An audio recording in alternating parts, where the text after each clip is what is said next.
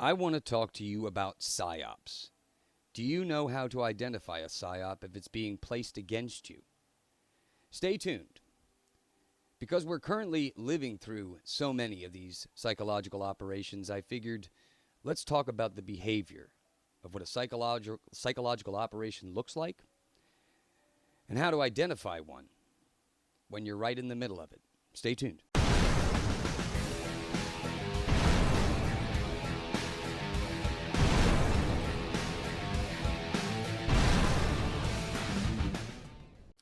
Well, howdy, folks. DaveMan here again, Rollman Revolution.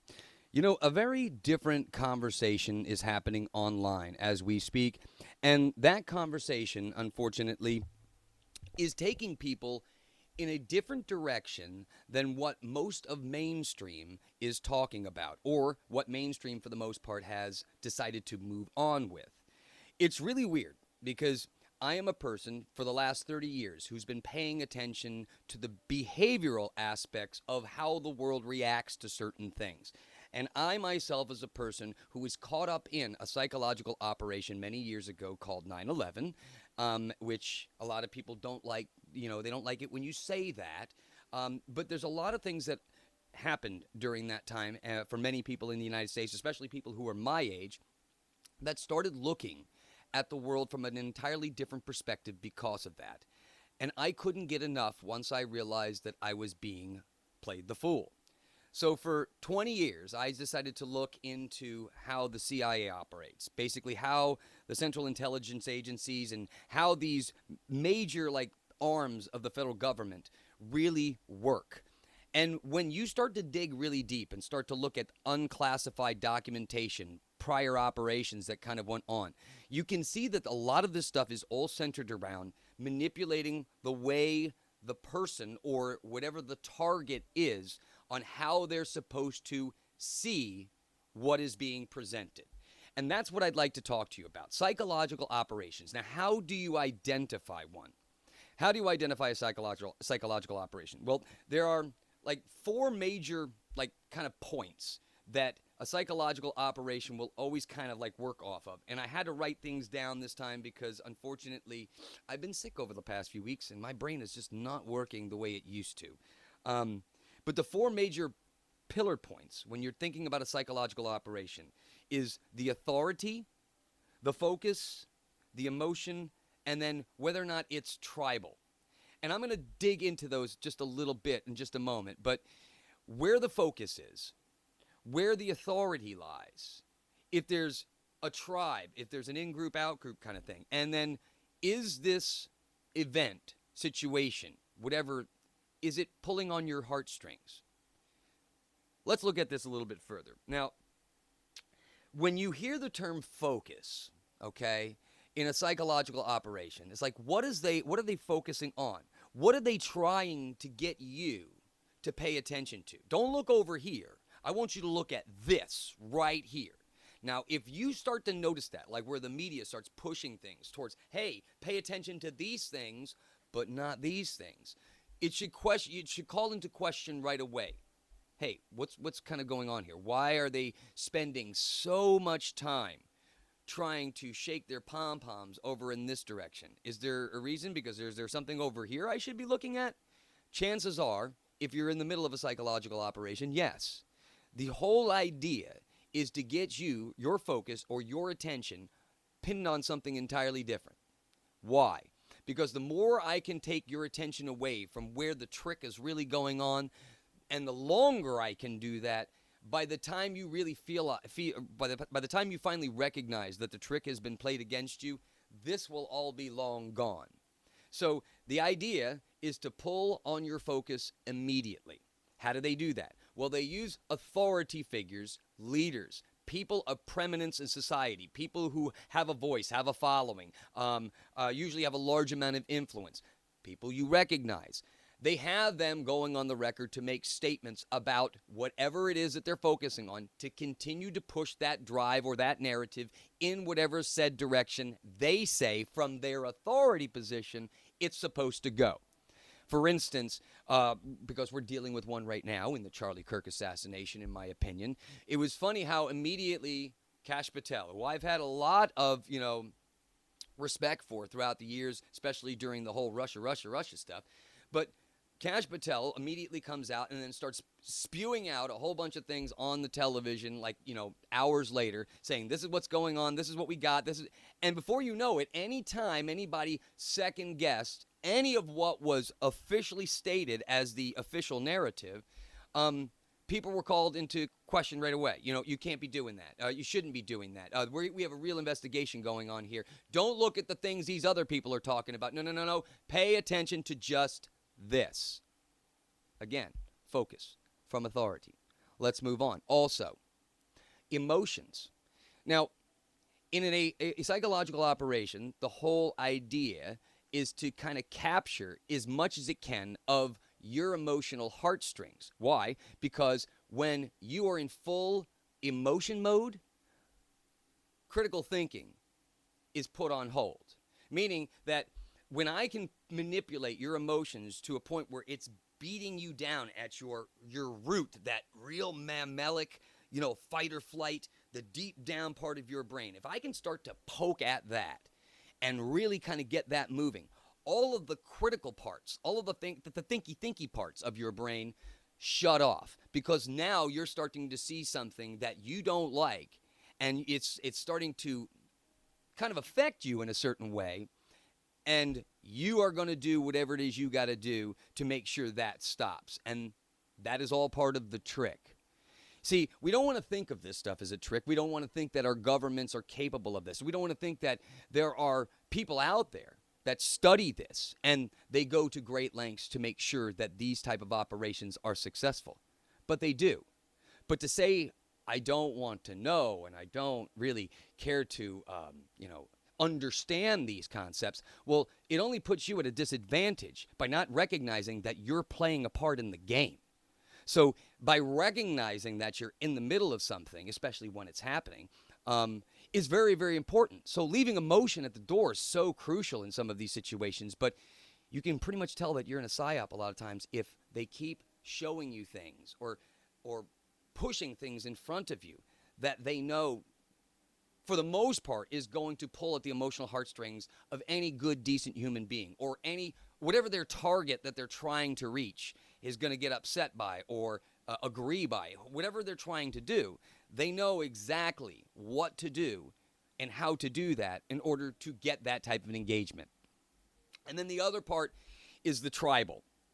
Now, it's happening right now. Like I said, post Charlie Kirk, you can see this, and there are people talking about it in these MAGA is falling apart. You have this woke right and this woke left, and all of these labels. Again, it's funny how when media starts pushing this stuff, and when you start to see it everywhere, and the focus says you need to be looking at this, when you see all this stuff being cascaded on you, saying, "Look, groups are breaking apart. This is what's happening." Tribal. You're either with us or you're against us. You're either with the terrorists or you're against us. When you start seeing or hearing statements like this and a call for tribes, we got to get into the groups type thing, you need to stop, pump the brakes, and start to ask why. Because a lot of times, like I said, when you get into these emotional modes, you stop breaking apart the concepts. You stop looking at things for how they really happened, and you start listening to the way people are authorizing and saying how it actually happened. And when we do that, as you can see throughout historical times, and the CIA, if you're a person who really likes to investigate this type of stuff, I highly recommend you going through all of the declassified projects that the CIA was involved with.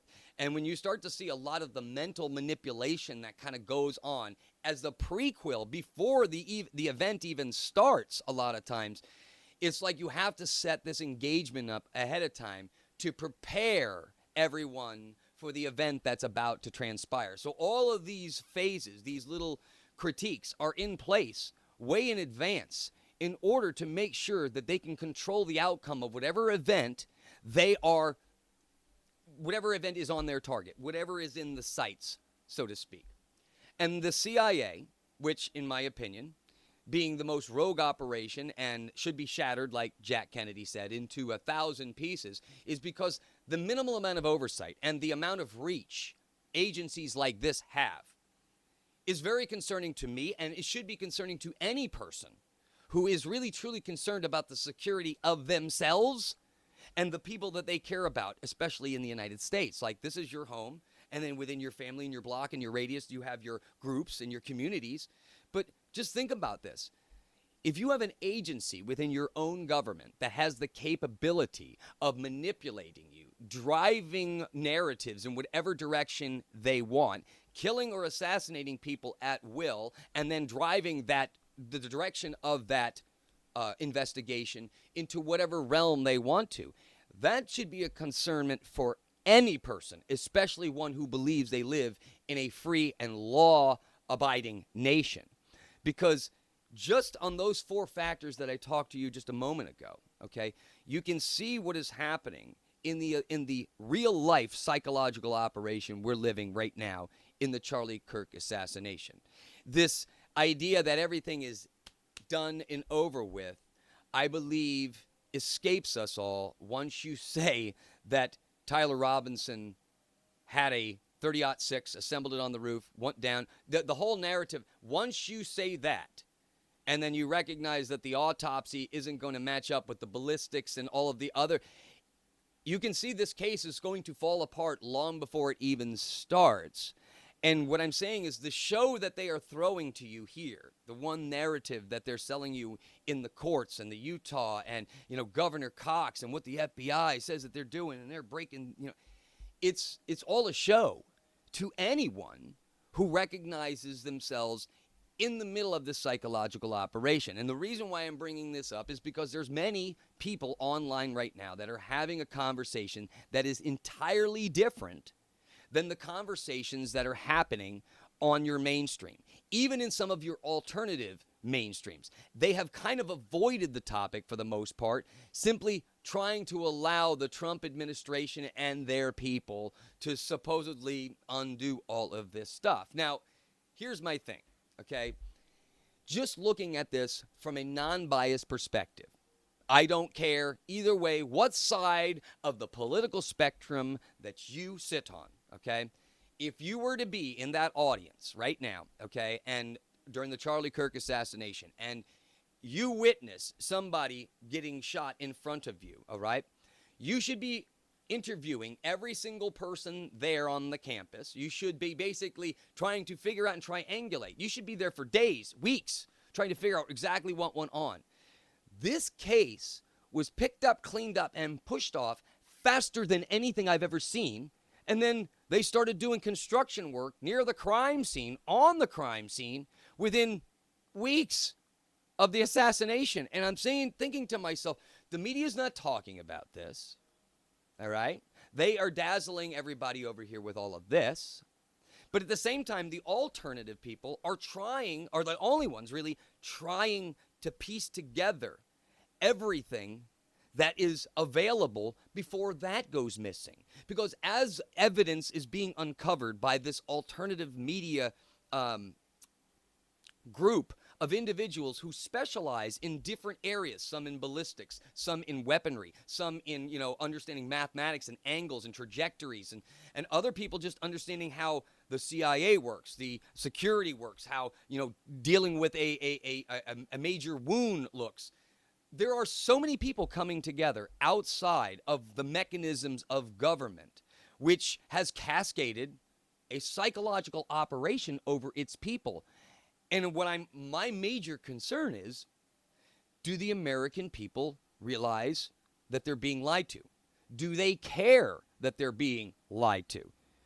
A major political figure was murdered in broad daylight in front of thousands of people and hundreds of thousands of people online.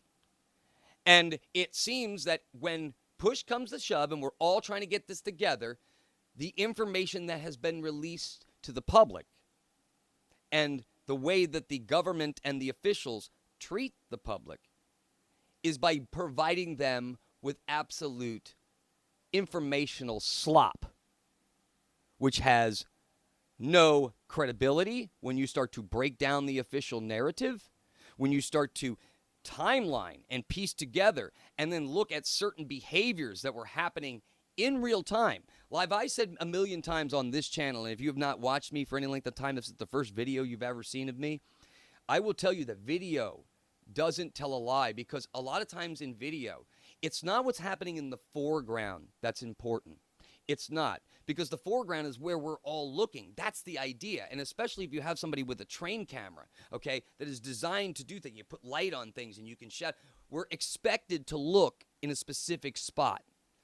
But what's very interesting is when you take all of the video and you place it out in front of you, you slow it down, put a timestamp on it, and then start asking questions about what would you do if something like this happened and your best friend, or if something, was shot right in front of you. How would you react?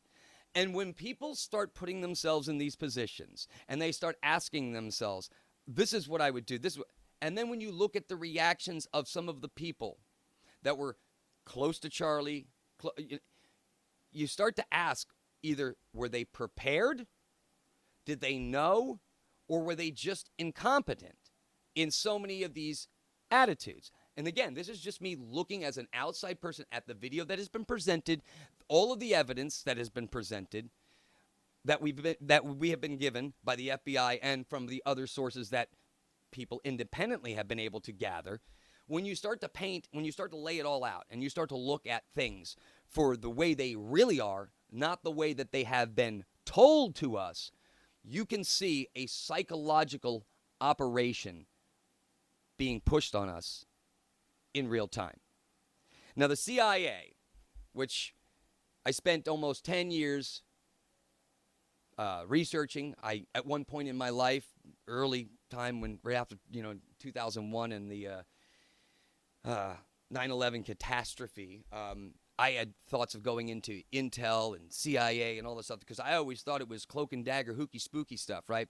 But then when you start to actually understand what they do, and this is not all of them. When I'm speaking about this, I'm only talking about the parts that are very well known, that you can see a track history of, that are not good for anybody, especially for the citizens of America, because this is happening on behalf of us, happening to us, and we are paying for this to happen. What I'm talking about is these rogue operations within three-letter agencies like the CIA, the NSA, the NRO, all of these one of the 17 intel agencies, which I still don't think we need 17 intelligence agencies, which have limited oversight. You got too many hands not knowing what the other hands are doing, and this is why crap gets swept under the rug and we never discover really what's going on most of the time. But the CIA, okay, all of this cloak and dagger type of stuff, yeah, that's part of it. They have their own special assassins. They're always looking at, spying on other countries spying on us. Part of that is true. But there's this other part, how they recruit, what they're recruiting for. Like, say, how do you know if somebody could be an asset for the CIA? Well, it depends on what they're trying to infiltrate. For example, this whole thing with the Tyler Robinson and the furry boyfriend or whatever, it's starting to look more like the furry boyfriend was the target of infiltration. And then you use that target to try to get to somebody else. And then by the time these individuals realize what has been played against them, the shit has already been put into motion. Let me give you another example.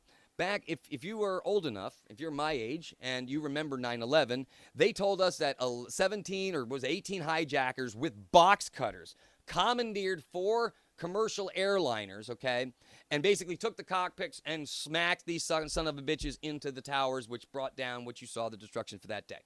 Box cutters. Now, here's my point, all right? They used video, okay, and showed like a lot of these breadcrumb type things, indicating that these individuals, we saw them down in Florida. Oh, and you see them, they're going through baggage claim, customs claims here. But the problem with this whole thing was they would set this stuff up. They would prequel the story, get all the tapes, get all the recordings, get all of the necessary bits that they needed, so that when they had to sell the story, we have all of this stuff, and we slowly start to breadcrumb it out. And you see, oh, we caught them here going through customs, and you see them. The problem with it is when you start to dig deeper into what they release and what they've showed you, you start to realize that that stuff was all faked. It had nothing to do with the timeline for which they had presented. And this happens all the time with CIA type stuff, right? You have to create a way in to a community if you're going to use that community as the scapegoat or the patsy for taking the responsibility of the crime or the actions that you have put into place. That's why I've said since the beginning of this whole thing, this Charlie Kirk assassination, that the only way that this was going to be successful the way that it was, and to supposedly have an amateur kid who made this shot not be found by the FBI and ended up having to turn himself in, what was it, hours later, okay? This kid literally could have gotten away and nobody would have known a goddamn thing. That's based upon the way they have explained this to us. But there's no doubt in my mind, my critical thinking, deductive reasoning, looking at everything as it is, putting myself in a situation, checking all the cameras and looking at everybody else's body language on the moment of that day and thinking to myself, well, there's no doubt I'm being lied to. And not just lied to about one thing, lied to about everything. And the question you have to ask yourself as just a human being, we're already living in a presentation. Why is it that this presentation must go over the top to manipulate you and push public opinion towards a specific way of thinking, taking your critical thinking and deductive reasoning out of the equation? We don't want you thinking, America. We don't want you thinking about anything. If it's not here on this list, or this expert didn't say that it actually happened, well, then guess what? It didn't happen. And you're a phony, and you're a moron, and you're not a patriot if you don't believe this. You see how the game is played? If you don't believe what I'm telling you, then you're not a patriot. Have you ever heard that? You're either with us or against us. You see all of this? How could you be so against all of this? Pulling at the emotional heartstrings. America, my friends, people, anyone out there who has spent enough time in the tank watching, like all I do, my special gift is kind of similar to what, I guess, behavioral experts do for a living. And I've never gone to school for any of it, all right? But my late wife would have told you that I was by far the best judge of character or best recognizing of character in a person, no matter how they presented themselves. Meaning that if a person came up to me trying to present themselves as this distinguished business guy, if they were not really a distinguished business guy, I would be able to uncover that within a few moments of their time. And being able to assess situations, recognizing what's happening in the moment, and catching myself in these moments, I started to recognize that you need to slow everything down. When I say everything, I'm talking about it all. Anytime you encounter a major event, something that is calling or screaming for your attention, rule number one, stop and take a breath. And I'm not talking about this to be all artsy-fartsy, new age. Honestly, stop.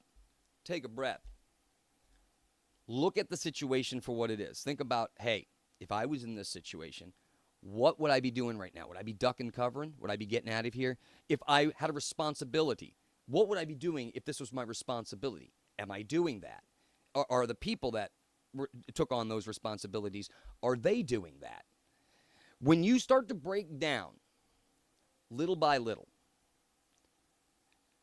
everything human is told in stories right in front of all of us.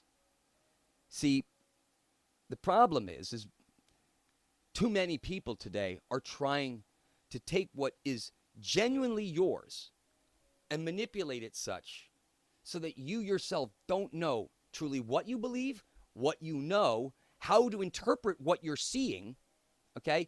And then we can insert little buzzwords, little things to trigger that mammalic brain of yours to try to take you entirely off the deep end. See, most of us don't think that we're being controlled, but we are being controlled by so many things. That's why it's so vital. And you'll hear me talk about this constantly on this channel. It's so vital to understand who you are and what you truly believe and how you come to those conclusions, and be able to talk about these things in a way where you yourself understand why you've come to that conclusion. See, today we're living in this cascaded world that, let's just look at the No Kings protests. It was just nobody there understood really kind of what was going on in these things. And it's like, wait a minute, how does this kind of stuff happen? Well, if you can push people enough and get them to believe something and then reaffirm their belief, especially if you have somebody who's suffering from mental illness, which the CIA loves to do that. If you have mental illness especially, that's a great gateway to get somebody in, because as long as you are nurturing whatever their delusions already are, you'll probably get that person to do whatever you want them to do. See, I truly hope, and when I say I truly hope, I really would love to see a world in which these three-letter agencies are completely dissolved and we go back to localized, close proximity type of regulation of each other, because it happens in the communities where the most important things happen. The further you get away from the communities, the greater this corruption and this psychological play will continue.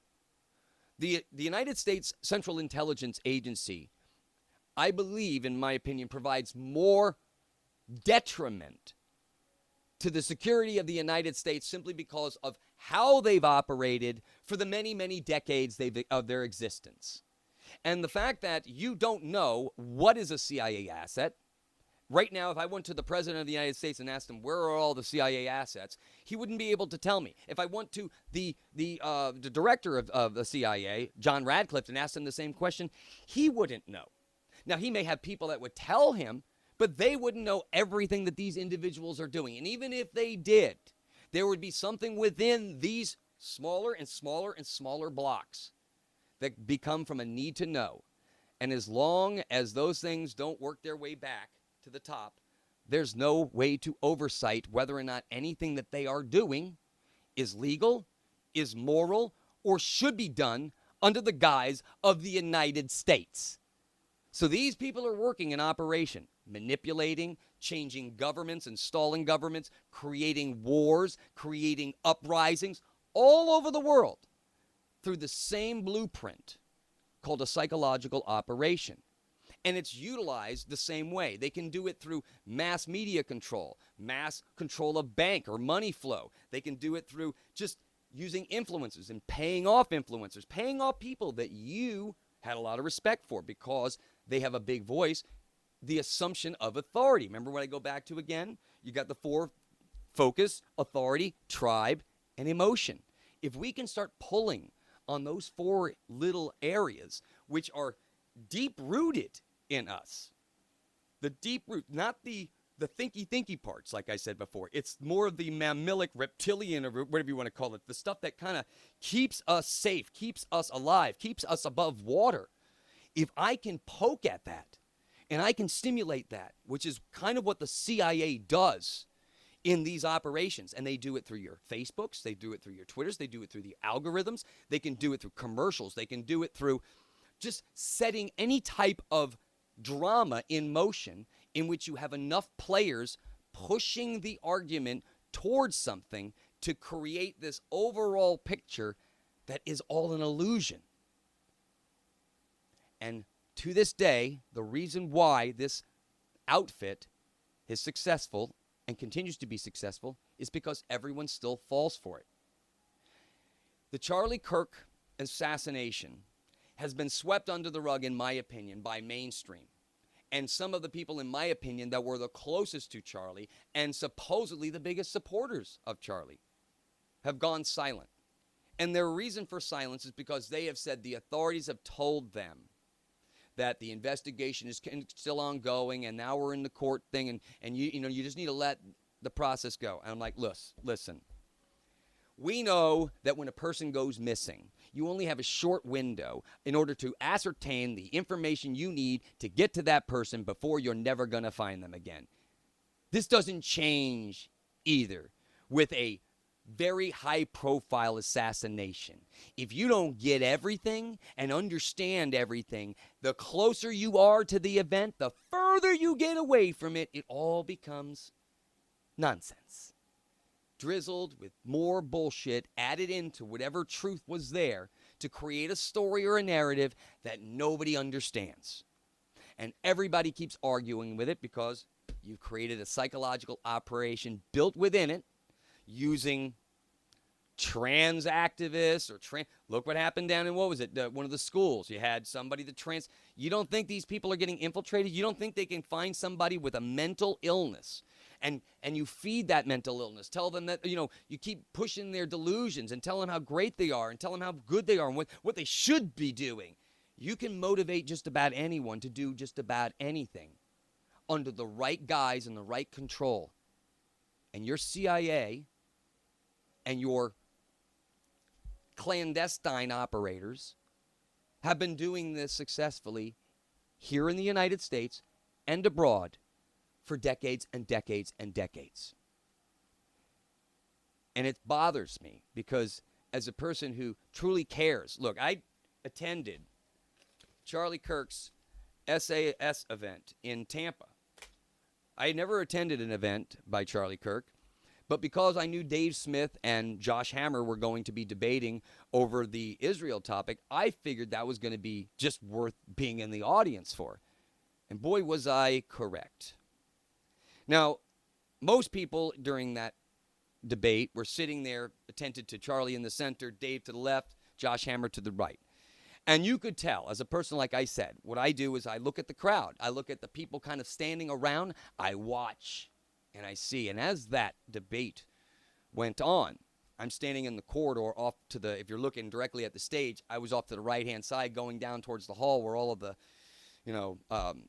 merchandise and stuff was. But I stayed in the hallway off to the side and I was looking with my binoculars, my cameras, and camera wasn't very good in there, but my binoculars. And I was, as Dave Smith was preaching his arguments and talking about his stuff, you could feel the energy in the room start to move and you could feel something was changing in that moment. And anybody else who was there who could validate that for me, I think that if you were in the audience and you felt it, you could see there was something that was not,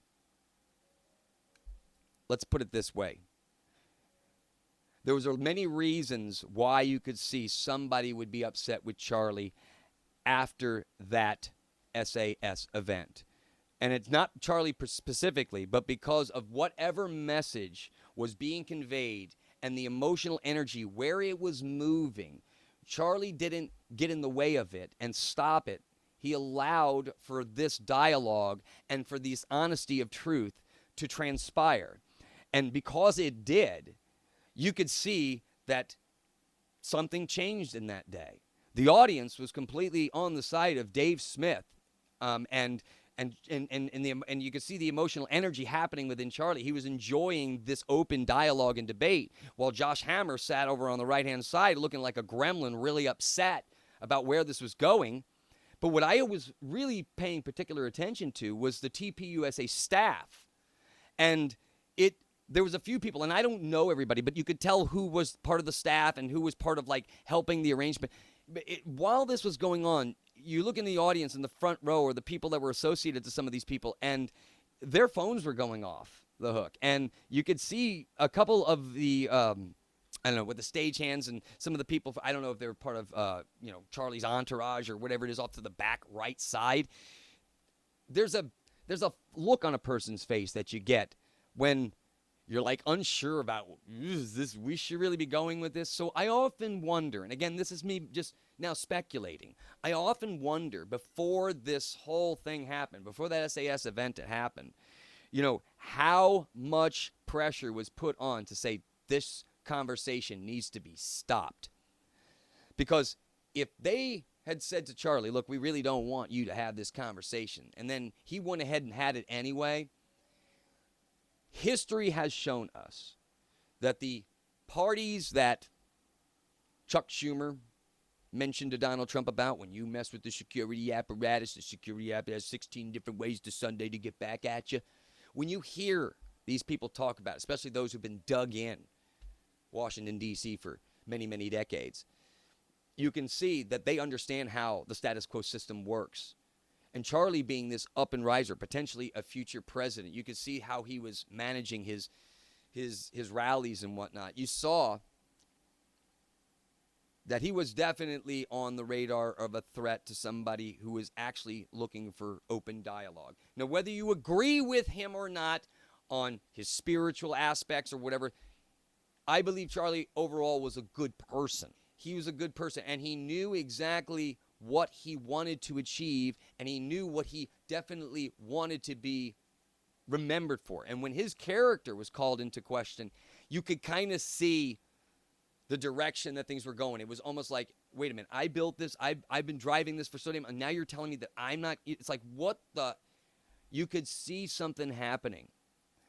And again, I don't like to play too much into the speculative part of this, but history has shown us, and this is, we're talking about in the last 100 years, but in the creation of the CIA, you have seen these type of operations. And look, I don't want to have to go back to Lee Harvey Oswald and, the JFK assassination, but let's just be honest, okay? Everything that's surrounding this Charlie Kirk situation is kind of falling into very similar to what happened 60 years ago. I'm really struggling with this because think about how many things have had to get fucked up. Sorry, I didn't mean to use the land. To get screwed up in order to let this go the way that it is. And being forced to have to deal with this media release slop that is 100% a psychological operation. But why? Why do they know who killed Charlie? Because it's not this Tyler Robinson guy. I don't care what anybody says. Look, I don't have to be a ballistics expert. I don't even have to be a behavioral expert to know that this kid is like the flea on the elephant's ass. He was the guy in the wrong place at the wrong time, and I think that once he realized he was in the middle of, oh shit, I'm the patsy, maybe that's when his father said, you just need to shut up, follow along, just do what they tell you to do, play your part, play your role, and everybody gets out squeaky clean. Here's my point. If everybody plays their role and plays along with this, it's going to go along the way that the powers that be have had it set up. If something in this thing doesn't, and a monkey wrench gets thrown and everybody doesn't play its part, this whole thing could collapse on itself pretty quickly. And there's going to be a lot of people who are going to have a lot of answering to do.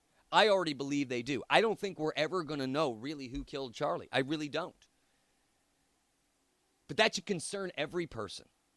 Every human being on this planet, because if they can cover up a high-profile case like this, and the people closest to him are not that concerned about the trajectory at which this is going, is inherently concerning to a person like me.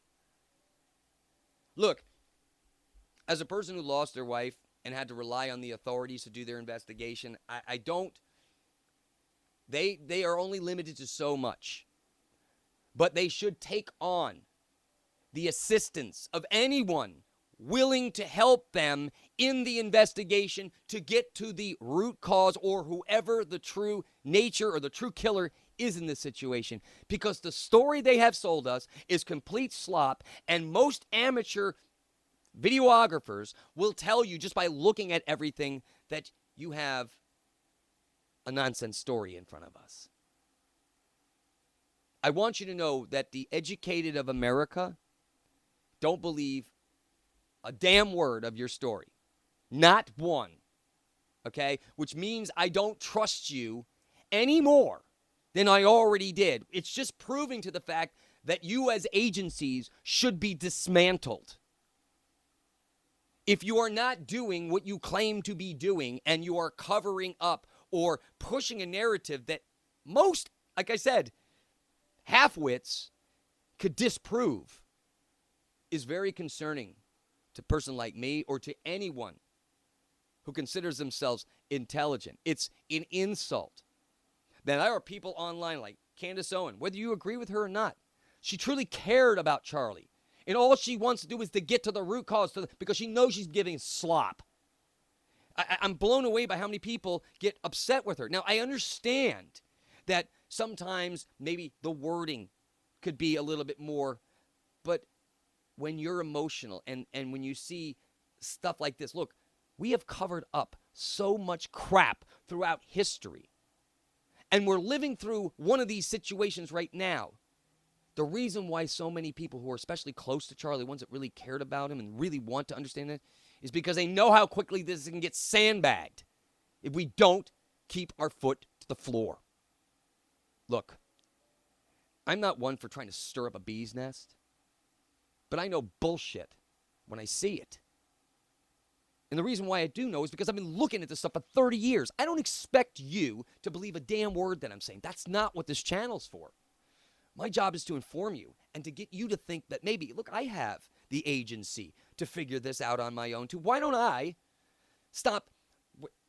Let me just look at this Charlie Kirk thing, or just any situation in which they are blasting you with something and it's like, oh my goodness, what's going on? Anytime you have one of those situations, take a breath. Look at the situation for what it is. Put yourself in the moment and kind of see what's happening. Why are they asking me to pay attention to this? Is there something else going on? Is there something else happening over here? The more you can engage with this everyday process, you'll start to realize you're being lied to about so many things, and this is standard operating procedure in which you and I pay for as taxpayers and received and actually brought to us by our own federal government.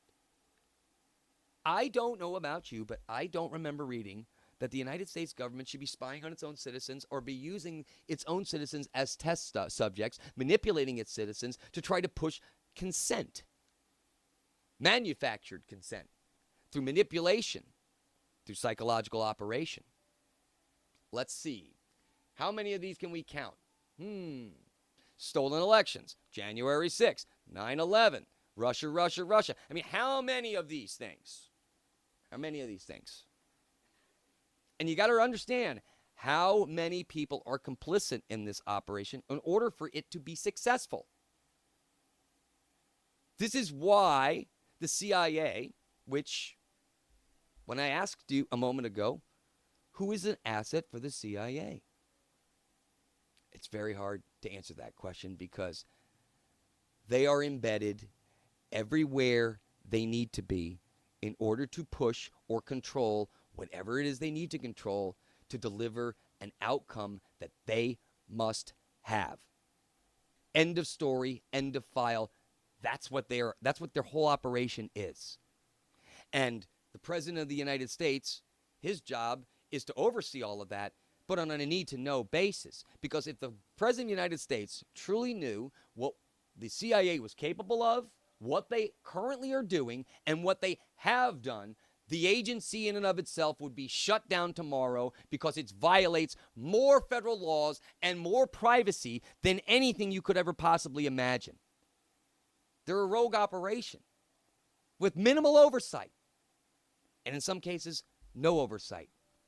The billions of dollars that they take in through slush companies and manufactured companies that are just, they're garbage. They're just a way to steal tax dollars to utilize for whatever rogue operation they have.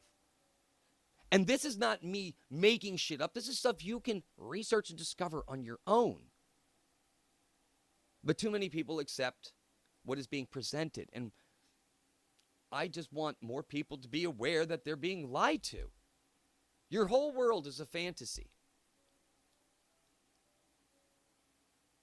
And I'm tired. I'm already tired of living in this created fantasy. It's even worse when people try to smear it in your face, though, don't? They just take it and they just smear the shit right in your face. They just don't care. They don't care. We killed Charlie Kirk or whoever, and we don't care. We're going to tell you this story, and this is what you're going to get. And for all those people who say, you know, well, Erica Kirk is acting this way or such and such is acting this way. Look, there are two reasons why they're acting that way. In my opinion, and again, this is my opinion, which means absolutely nothing. But One, because they're guilty or they're directly involved and they're just playing their part, like I said before. Or two, there's more an emotional game going on here, and maybe they've been warned to keep their mouth shut. Or maybe they have been told, hey, look, this is happening, we're doing our part, but you just, at this time, we need for you to do this.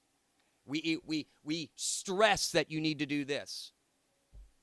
So rather than creating more havoc, because in a sense, if somebody wants to try to go off the rails and say, yeah, well, you know what, I'm going to take this, those are the kind of people that will follow in the line of Charlie. And that's why the ones closest to this seem to be the ones most nervous about what's going on. And this is the reasons why you need an independent person like Candace Owen, guys like Ian Carroll, guys like ValhallaVFT, and many of these other independent people online to come together, bring their specialties together to show you a narrative that makes much more sense than the one being displayed by our federal government. Look, the CIA has been thrown out in the circles over the last few months. You hear this term about seizing the institutions, getting a hold of the institutions. Now, why would you need to do that?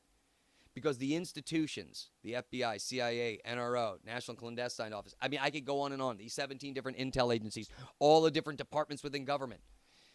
Well, I just hate to tell people this, but each one of those have embedded agents within them. Years been sitting in there, waiting for their moment to strike. And when they're called upon, you have the person already in place. That's how these rogue systems of government operate. The cash flow of these comes out of you, the taxpayer, and it's funneled through all of these NGOs and, nonprofits, all of which they're actively working against you to push public opinion or to push a certain narrative in a particular direction, while they continue to feed you slop, keep you dumbed down, never teach critical thinking or deductive reasoning skills in school. Why? Because if you know how to dissect a problem, you'll recognize in seconds when you're being lied to. Because your logic and your real-life experience will tell you, yeah, that's bullshit. And that's my hope for you. Look, the world's got so many problems, and there's no way in hell I'm going to correct any of them. I'm not here to save the world. My job is to keep the people around me safe, to keep the people around me informed, and to keep this narrative, whatever this shindig is, from destroying my life or making it any worse than it already is. Look, we're given a set of circumstances, but these circumstances can shift depending upon what people really want to do. And the divisions, the tribes, the focuses, the appeals to authority, the emotional heartstrings. When you do this to every human being on the planet, depending upon where it is they've grown up and what they watch and what they do, you have your phone in your hand. Think about it. Your phone is on you all the time, and what are you doing? You're scrolling through it. It's telling you a story all day long. The question you have to ask yourself, how much of the story have you assumed to be true? How much have you believed? How much have you taken up? And then you have to start looking deep and say, well, wait, how many of those are Psy-Ops? How many of these things have been small little micro aggressions or micro, what do they call those things? I wrote it down. Sorry, they're called micro consents, little micro agreements that we make that totally change us. And we more or less pull away. Over time, you don't even recognize really what it is you were a part of to begin with. Look, we're better than this. And what I'm starting to see is this generation that's behind mine, which is starting to pick up on these social cues happening in real life quicker than my generation did. And it's just so awesome because I'm starting to think that either they're going to have to hit the reset button here pretty soon, or some crazy business is going to start to uncover pretty quickly, and they're not going to be able to stop it once it does. I kind of hope I'm alive for that. At least to be able to see the whole thing just kind of just fall down all in front of me. It'd be kind of fun. All right, my friends, I hope this video helps. Please check me out on the other ones. If you like to share the video, like, subscribe, all that other, make a donation. There's all stuff for that in the links below. If you haven't had a chance to watch some of Candace's stuff, Ian Carroll's stuff, ValhallaVFT, I'll put the links to those people down below as well. Look, there's a bigger conversation happening, and if you're not part of that conversation, you're just still watching even your mainstream alternative networks like Real America's Voice or the RBCN and what's the other one? The Right Side Broadcasting Network and the Blaze TV. Nobody, even in these alternative ones, are talking about the stuff concerning this Psy-Op. I just think people should be more aware, especially while they're living through it, to pay attention. Because when one happens again, you'll know what you're living through in that moment. All right, my friends, I'll talk with you on the next one. Stay safe out there. See you soon.